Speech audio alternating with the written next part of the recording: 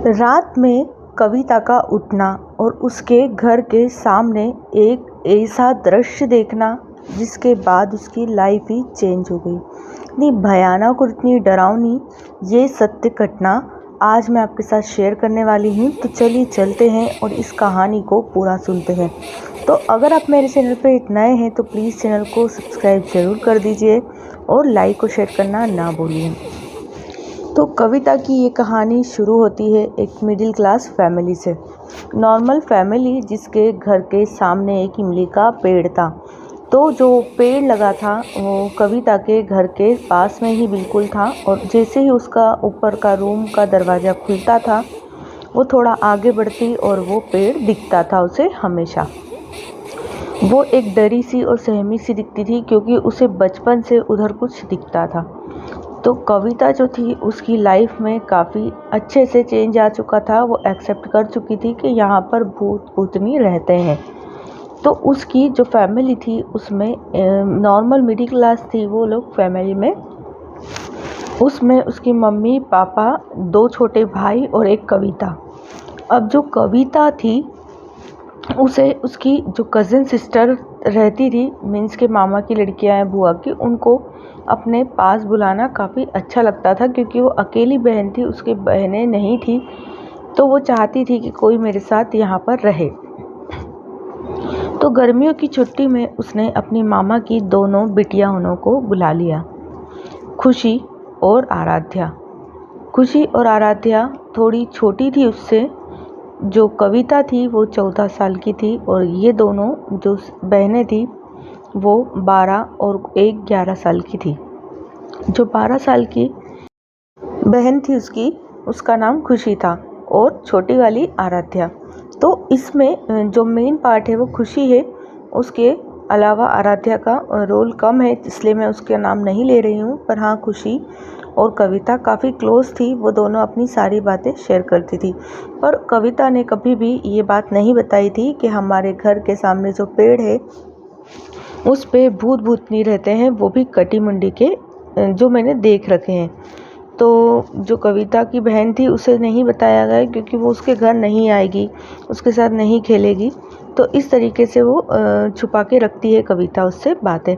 तो खुशी जब उसके घर आती है तो काफ़ी अच्छे से खेलती है। 15 दिन हो भी जाते हैं उससे रुके को। अब वो कहती है मैं घर जाऊंगी। तो कविता कहती है अभी तो तेरी छुट्टी चल रही है तो 15 दिन बाद जाना। तो वो बोलती है ठीक है, नहीं जाऊंगी। अब एक दिन कविता और खुशी सोते रहते हैं, बात करते हैं और सो जाते हैं। फिर जो कविता रहती है उसकी एकदम नींद खुलती है तो वो बाहर चली जाती है गैलरी में। अब उसे ये पता था कि यहाँ पर भूत है, पर वो थोड़ी स्ट्रांग थी। फिर भी वो डरते सहमते जाती क्योंकि उसे घबराहट सी होती है। तो बोलती गैलरी में से थोड़ा बाहर निकल जाती हूँ। तो कविता बाहर जाती है, इतने में खुशी भी उसके पीछे पीछे आ जाती है। वो कहती है खुशी कि कविता दीदी आप बाहर आए थे इसलिए मैं भी आ गई क्योंकि मुझे भी एकदम गर्मी सी लग रही थी, घबराहट सी हो रही थी। कविता उसे तुरंत कहती है कि तुम अंदर जाओ, यहाँ बाहर सही नहीं है। तो वो कहती अरे ऐसा क्या है जो नहीं है सही, आप भी तो इधर रह रहे हो, घूम रहे हो, तो मैं भी रुक जाती हूँ। तो वो कहती है कि नहीं, तुम अभी अंदर जाओ, बाद में सब चीज़ें बताऊँगी। तो वो नहीं मानती है खुशी और उसी के साथ खड़ी हो जाती है। तो कविता चाहती थी कि ये सब चीज़ें वो ना देखे क्योंकि कई बार उसे दिख चुकी है। अब खुशी ने जो देखा उसके बाद तो कविता के भी रोंगटे खड़े हो गए। कविता को हल्की हल्की कुछ चीज़ें दिखती थी, नज़र आती थी, एकदम एग्जैक्टली नहीं दिखा, इसलिए वो भी इतनी डरी सहमी नहीं थी। पर हाँ, जैसे ही खुशी पेड़ के ऊपर देखती है तो उसे क्या दिखता है कि एक कटी हुई मुंडी है जो उल्टी टंगी है। मीन्स के उसका धड़ नहीं है, जो धड़ था वो थोड़ी दूरी पर कहीं पर दूर जाकर टंगा हुआ है। अब ये चीज़ें खुशी जैसे ही देखती है वो एकदम घबरा जाती है, उसकी आवाज़ लड़खड़ाने लगती है और एकदम पसीना पसीना आ जाता है उसे। वो समझ ही नहीं पाती है कि ऐसा क्या हो रहा है, ये क्यों दिख रहा है। अब जो उसे सर दिखता है कटा हुआ, वो ज़ोर ज़ोर से हंसने लगता है क्योंकि उसका आई कांटेक्ट खुशी के साथ हो चुका था। उसने खुशी को देख लिया था। वो ज़ोर ज़ोर से हंसने लगती है और खुशी काफ़ी ज़ोर से डरने लगती है। कविता का जो साहस था उसके कारण उसे अभी तक कोई कुछ नहीं कर पाया था, क्योंकि कविता इन सब चीज़ों से नहीं डरती थी। पर कविता भी आज डर चुकी थी, क्योंकि उसने भी ये चीज़ें नहीं देखी थी। उसे हल्की हल्की कहीं परछाई या कुछ ऐसा नज़र आता था, पर वो इग्नोर कर देती थी। पर आज जो देखा गया था वो खुशी और कविता के लिए काफ़ी भयानक था, और वो दोनों जने इतनी घबरा जाती हैं कि घर में जैसे ही कमरे में आती है दौड़ लगा के, उसमें खुशी बेहोश हो जाती है। अब कविता उसे समझाती है, पानी डालती है, उठाने की कोशिश करती है, पर वो नहीं उठती है, तो उसे ये सब चीज़ें अपने पेरेंट्स को बतानी पड़ती है। अब जो उसकी बुआ थी कविता की, जो खुशी की बुआ थी कविता की मम्मी, वो आते हैं घर कमरे के अंदर और उसे चेक करते हैं, तो वो भी एकदम घबराने लगते हैं। वो पूछते हैं कविता से कि ऐसा क्या हुआ। वो नहीं बताती है। वो कहती है पता नहीं, कमरे में ही इस तरीके से आके बेहोश हो गई है। तो वो विश्वास नहीं करते हैं, पर हाँ उसे अस्पताल ले जाते हैं। जब खुशी को होश आता है तो खुशी सारी बातें बताती है, पर खुशी एक डरी सी सहमी सी लड़की हो जाती है। वो काफ़ी घबराने लगती है हर चीज़ में। वो बताती है कि मुझे हर जगह वही वही चेहरा नज़र आ रहा है। अब खुशी का एक दिन घर आना और दूसरे दिन उसका बिहेवियर चेंज हो जाना, मीन्स कि एक दिन बाद उसकी छुट्टी हो जाती है और वो दूसरे दिन जब घर आती है तो उसका बिहेवियर चेंज होता है। वो अजीब अजीब सी हरकतें करने लगती है। उसकी जो कविता रहती है उससे बोलचाल भी कम हो जाती है काफ़ी। खाने में भी अगर वो खाती है तो वो खाती ही जाती है, मीन्स कि उसकी जो बुआ रहती है उसे रोकना पड़ता है। वो बताते हैं कि 2 या 3 रोटी वो खाती थी, अब वो कम से कम 15 से 20 रोटी एक झटके में खा जाती है। उसके बाद भी उसे रोका जाता है।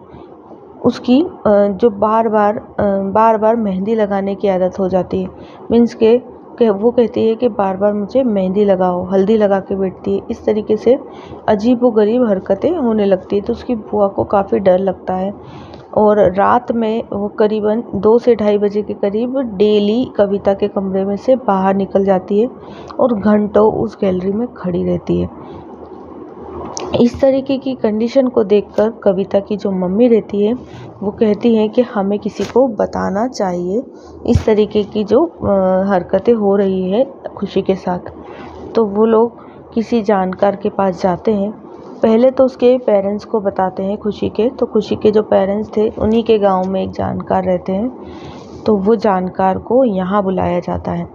तो वो कहते हैं कि मैं नहीं आ सकता हूँ, पर वो कंडीशन इतनी ज़्यादा रहती है कि खुशी अपने घर जाने को तैयार ही नहीं होती है। वो उसके गांव नहीं जाना चाहती। खुशी को बचाने के लिए उस तांत्रिक को उसके पेरेंट्स यहाँ लाते हैं, मीन्स कि वो जानकार जो रहते हैं उसको जैसे ही उनके घर में एंटर करते हैं, सबसे पहले उनकी नज़र घर से बाहर लगे इमली के पेड़ पे पड़ती है। वो समझ जाते हैं कि 110% यहाँ पर भूत है। जो कंडीशन है वो इसी कारण है।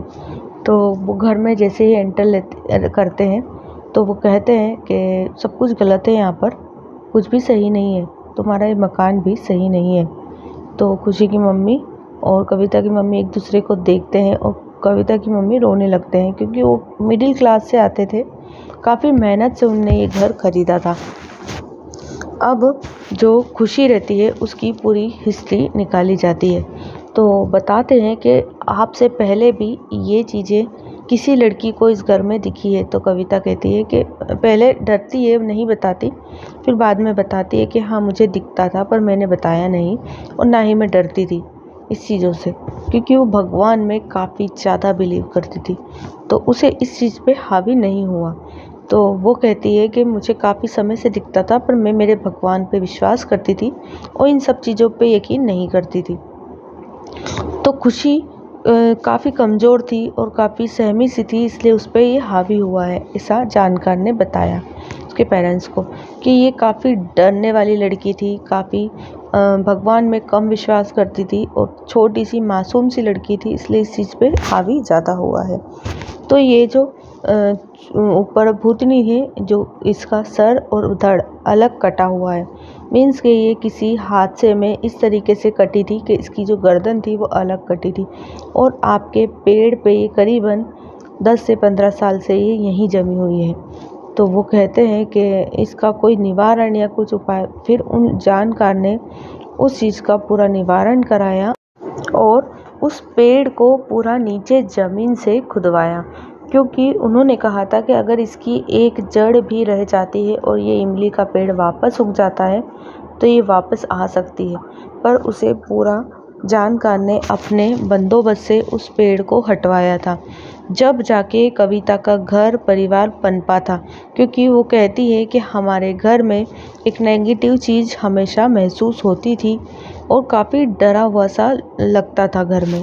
पर जब वो खुशी पे हावी हुई तो उसके बाद ही उसने अपने पेरेंट्स को बताना शुरू किया और अब वो लोग काफ़ी अच्छे से रहते हैं और उस पेड़ को पूरी तरीके से कटाया गया है और जो कटी मुंडी की भूतनी थी उसे भी एक व्यवस्थित जगह पे बंधवा दिया गया था। मीन्स कि उन्हें जो परेशान ना करे या जो भी, उस तरीके से उसे बंदोबस्त कर दिया गया था। पर हाँ, उस जगह पे उन्होंने पूरा समतल कर दिया और उस जगह पे एक जड़ भी उस पेड़ की नहीं रहने दी थी। इस तरीके से उसे कटा दिया गया था। वीडियो किस तरीके से और कैसे आपको पसंद आती है मुझे कमेंट्स बॉक्स में ज़रूर बताइएगा। अगर आपको कुछ सही नहीं लगता है तो वो भी मुझे कमेंट्स बॉक्स में बताइए और अगली स्टोरी आप किस तरीके से जानना चाहते हैं वो भी मुझे कमेंट्स बॉक्स में ज़रूर बताइएगा। सब्सक्राइब कर लीजिए। Thanks for watching.